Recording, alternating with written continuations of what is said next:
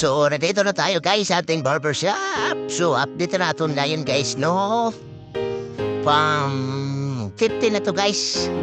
14-15 na update sa ating barbershop challenge. At ito guys, no? Ang gupit nila. Pang 15, no? Ang isa, 10. At isa, 30.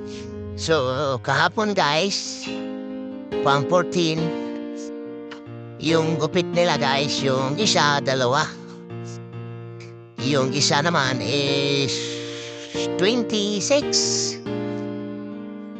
So ngayon, pang 15, at ito na siya ang pang 15 guys na update sa ating barbershop. So yun na guys, no?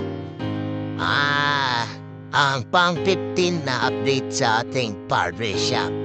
So yun na guys, thank you so much guys. So hindi tayo araw-araw mag-update, kundi 2 or 3 adlaw sa mag-update sa ating barbershop. So thank you so much guys and bye-bye!